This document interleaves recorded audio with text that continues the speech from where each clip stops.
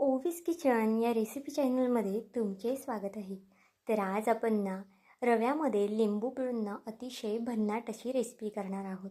आता रवा तर सगळ्यांच्याच घरामध्ये अवेलेबल असतो, त्यामुळे हा व्हिडिओ संपल्या म्हटले ना तरी तुम्ही ही रेसिपी कराल, इतकी जास्त अप्रतिम ही रेसिपी तयार होते. मुलांनाच काय मोठ्यांनासुद्धा आवडेल इतकी जास्त अप्रतिम ही रेसिपी होणार आहे. तर चला, थोडाही वेळ न घालवता लगेच व्हिडिओला सुरुवात करूया. आता आपल्या घरामध्ये ना रवा तर नक्कीच अवेलेबल असतो आणि उन्हाळा आहे, त्यामुळे लिंबसुद्धा तुमच्या घरामध्ये अवेलेबल असणार आहे. अगदी बेसिक सामान इथे वापरणार आहोत आपण, त्यामुळे नक्कीच एकदा हा व्हिडिओ शेवटपर्यंत पहा. इथे बघा, मी 1 वाटी रवा घेतला आहे. ही रेसिपी ना 2 जणांसाठी करते, त्यानुसार 1 वाटी रवा पुरेसा आहे. रवा इथे मी कच्चा घेतलेला आहे आणि बारीक रव्याचा वापर केलेला आहे. जर तुमच्याकडे जाड रवा असेल ना तर थोडासा मिक्सरला फिरून घ्या आणि मग तो वापरला ना तरी चालेल. इथे बघा, 1 लिंबू कापून घेतला आहे मी. लिंबू जरासं मोठ्या साईजचा आहे, त्यामुळे अर्ध्याच लिंबाचा वापर इथे मी करणार आहे. पण तुमच्याकडे जे लिंबू असेल ना ते लहान साईजचं असेल ना तर तुम्ही अख्खं लिंबू वापरलं तरी चालेल. पण खूप जास्तसुद्धा लिंबाचा रस यामध्ये घालायचा नाही आहे. तुम्ही इथे पाहू शकता, 1 चमचा इतपत लिंबाचा रस यामध्ये मी घातलेला आहे. आता लिंबाचा रस घालताना ना सुरुवातीला बिया काढून घ्या, किंवा मग जर अशा पद्धतीने जर बिया तुमच्याकडून पडल्या ना तर चमच्याच्या साहाय्याने तुम्ही त्या बिया काढू शकता. तर इथे पाहू शकता, चमच्याच्या साहाय्याने मी दोन्ही बिया इथे काढून घेतल्या आहेत. जर चुकून बिया राहिल्या ना तर मग पदार्थ ना खूप जास्त कडवट होऊ शकतो, त्यामुळे शक्यतो बिया काढून घ्या पिळण्याच्याच अगोदर. आता लिंबाचा रस घातल्यानंतर ना पुन्हा छान असं हे मिक्स करून घेतलं आहे आणि पाणी टाकून आपल्याला हे छान असं ढवळून घ्यायचं आहे. पाणी खूप जास्तसुद्धा एकदम घालू नका. बघा, मी अगदी थोडं थोडं करून पाणी घालते आणि नंतर ना हे छान असं मिक्स करून घेते. रव्यामध्ये ना बऱ्यापैकी पाणी बसतं, कारण की रवा भरपूर पाणी शोषून घेतो ना, त्यामुळे बघा अगदी खूप जास्तसुद्धा पाणी घालू नका. जितकं पाणी लागेल ना तितकंच पाणी घाला. इथे आता मला पूर्ण ना अर्ध्या ग्लासला थोडंसं जास्त पाणी घातलेलं आहे मी 1 वाटी रव्याला. जर 1 वाटी रवा असेल तर त्यामध्ये 2 वाटी पाणी इथे बसू शकतं. बघा, पाणी घातल्यानंतर पुन्हा छान असा हा रवा जो आहे ना तो मिक्स करून घेतला आहे. रवा मिक्स करते तोपर्यंत जर तुम्ही अजूनही चॅनलला सबस्क्राईब केलं नसेल ना तर नक्कीच एक लाईक आणि सबस्क्राईब करून घ्या, कारण की ही रेसिपी तुम्हाला नक्कीच आवडणार आहे. आणि रेसिपी करून झाल्यावर सुद्धा मला नक्कीच कमेंट करून सांगा की तुमचा हा पदार्थ नक्की कसा झाला. तुमच्या मित्रमैत्रिणींसोबतसुद्धा शेअर करा, म्हणजे तीसुद्धा अशी झटपट भन्नाट रेसिपी बनवू शकतात. आता इथे बघा, माझ्याकडे कांदा, टोमॅटो आणि कोथिंबीर होती. पण जर तुमच्याकडे अजून काही असेल, म्हणजे सिमला मिरची वगैरे असेल किंवा कोबी असेल, वटाणा वगैरे असेल ना, त्याचासुद्धा इथे तुम्ही वापर करू शकता.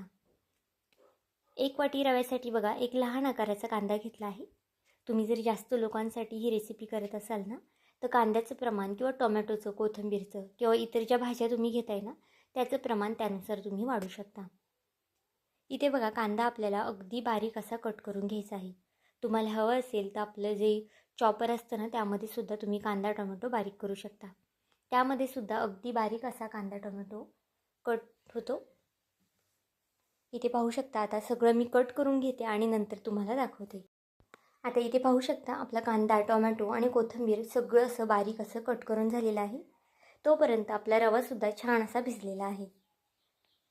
तुम्हीसुद्धा अशाच पद्धतीने ना कांदा, टोमॅटो किंवा इतर भाज्या कट करण्याच्या अगोदर रवा भिजत घाला, म्हणजे अगदी छान रवा फुलतोसुद्धा आणि तुमचा टाईमसुद्धा वाचतो. आता आपण जे कट करून घेतलेलं साहित्य आहे ना ते यामध्ये घालून घ्यायचं आहे. पाहू शकता, जे काही साहित्य आपण इथे वापरलेलं आहे ना ते अगदी तुमच्या घरामध्ये आत्ता म्हटलं ना तरी अवेलेबल असणार आहे, आणि आत्ता म्हटलं तरी ही रेसिपी तुम्ही बनवू शकता. यातलं जर कोथिंबीर वगैरे नसेल ना तरीसुद्धा चालणार आहे, तरीसुद्धा हा पदार्थ खायला खूप जास्त अप्रतिम लागतो. आता कांदा, टोमॅटो आणि कोथिंबीर घातल्यानंतर ना पुन्हा छान असं हे मिक्स करून घेऊया. आणि यामध्ये ना आता मी पाणी घालणार आहे. लागेल असंच पाण्याचा वापर करायचा आहे. आणि एकूण इथे पाणी मला 1 वाटीसाठी किती लागलं आहे ना ते सुद्धा मी इथे पुढे सांगणार आहे. बघा, पाणी घातल्यानंतर छान असं हे मिक्स करून घ्यायचं आहे. बारीक रवा वापरल्यामुळे ना अगदी छान असं बॅटर एकजीव होतं, एकदम मिळून येतं. जर तुम्ही जाड रवा वापरला ना तर बॅटर इतकं चांगलं मिळून येत नाही आणि मग पदार्थसुद्धा खायला इतका चांगला लागत नाही. त्यामुळे शक्यतो बारीक रव्याचा वापर करा, आणि जर बारीक रवा नसेल तर मिक्सरला फिरवून तो तुम्ही घेऊ शकता. इथे ना एकूण मला 1 ग्लास इतपत पाणी लागलेलं आहे, म्हणजे सुरुवातीला आपण रवा भिजवायला घातलं होतं ना अर्धा ग्लास, आणि नंतर अर्धा ग्लास. आता छान असं मिक्स करून घेतल्यानंतर इथे एका पळीमध्ये मी तूप घेतलं आहे 2 चमचे. तुमच्याकडे जर तडका पॅन असेल ना त्यामध्ये सुद्धा ही फोडणी तुम्ही देऊ शकता. 2 चमचे तुपामध्ये ना छान असं गरम करून घेतलं होतं. त्यामध्ये 1 चमचा मोहरी, 1 चमचा जिरं घालून घेतलं आहे आणि थोडेसे पांढरे तीळसुद्धा घातले आहेत. या फोडणीने ना आपल्या रेसिपीची जी चव आहे ना ती अजून जास्त अप्रतिम होते, त्यामुळे आवर्जून घाला ही फोडणी. इथे पाहू शकता अगदी छान असं आता हे बॅटर आपलं करून झालेलं आहे. खूप जास्त पातळसुद्धा नाही आणि खूप जास्त दाटसरसुद्धा नाही. तोपर्यंत एका साईडला गॅसवरती आप्पे पात्र ठेवलं आहे. तुम्ही ही रेसिपी ना आप्पे पात्रात बनवू शकता किंवा पॅनवरती बनवू शकता किंवा जर तुमच्याकडे तडका पॅन असेल ना त्यामध्ये सुद्धा बनवू शकता. आप्पे पात्रामध्ये ना अगदी थोडंसं तेल किंवा तूप घालून घ्यायचं आहे. इथे मी थोडं तूप घालून घेतलं आहे. तुम्ही तेलाचा सुद्धा वापर करू शकता. आणि गॅसची फ्लेम ना इथे मिडियम ठेवायची आहे. खूप जास्त फास्टसुद्धा गॅस करू नका, कारण की आप्पे पात्र हे लवकर तापतं आणि मग तूप वगैरे जे आहे ना ते जळू शकतं. आता बघा सगळ्या पात्रामध्ये ना मी थोडं तूप घालून घेतलं आहे आणि अशा पद्धतीने आपल्याला हे थोडंसं मिक्स करून घ्यायचं आहे. म्हणजे जे तूप आहे ना ते अगदी सगळीकडे लागलं जातं. आता बॅटरमध्ये बघा इथे मी मीठ घातलं आहे. सुरुवातीला मीठ घालायचं विसरले होते, त्यामुळे आत्ता घातलेलं आहे. आणि मीठ घातल्यानंतर पुन्हा छान असं बॅटर मिक्स करून घ्या. तुम्ही कांदा टोमॅटो घालतानाच मीठ घाला, म्हणजे मग अगदी छान असं मीठसुद्धा यामध्ये एकजीव होतं. मीठ घातल्यानंतर बघा पुन्हा आपण बॅटर यामध्ये आप्पे पात्रामध्ये सोडून घेणार आहोत. तुम्ही 1-1, 2-2 चमचे बॅटर सोडू शकता. खूप जास्तसुद्धा बॅटर सोडू नका, कारण की आपले जे आप्पे आहेत ना ते खूप छान असे फुलतातसुद्धा. तुम्हाला जर आप्पे पात्रामध्ये हा पदार्थ करायचा नसेल ना तर तुम्ही तडका पॅनला थोडंसं तूप लावून आणि त्यामध्ये हे बॅटर 1 पळी ते 2 पळी इतपत बॅटर ओतू शकता आणि त्यामध्ये सुद्धा अगदी छान असा मऊसूत हा डोसा म्हणू शकता, ढोकळा म्हणू शकता किंवा जर तुम्हाला जे काही नाव आवडत असेल ना याला तुम्ही ते देऊ शकता. किंवा एखाद्या पॅनमध्ये सुद्धा तुम्ही छोटे छोटे याचे पॅनकेक बनवू शकता. आता उन्हाळ्याच्या सुट्ट्या आहेत आणि मुलांना सुद्धा छोटी मोठी भूक लागते, त्यामुळे अशा पद्धतीचे वेगवेगळे पदार्थ तुम्ही त्यांना बनवून देऊ शकता.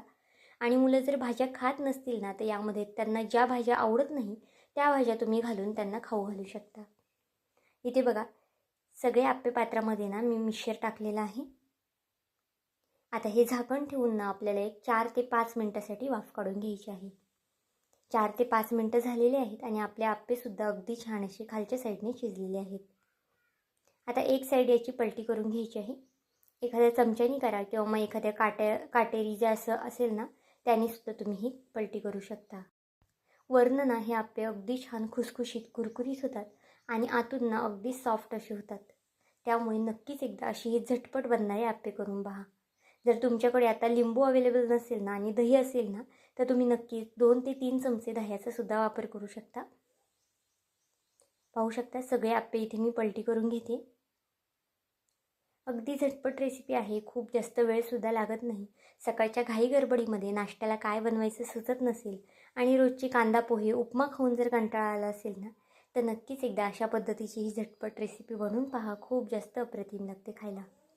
यासोबत ना तुम्ही कोणतीही चटणी करू शकता किंवा चहासोबतसुद्धा खाऊ शकता आणि नुसते खाल्ले ना तरीसुद्धा अप्रतिम लागतात, कारण की यामध्ये आपण जी फोडणी ओतली आहे ना त्यामुळे याला अगदी छान अशी टेस्ट येते.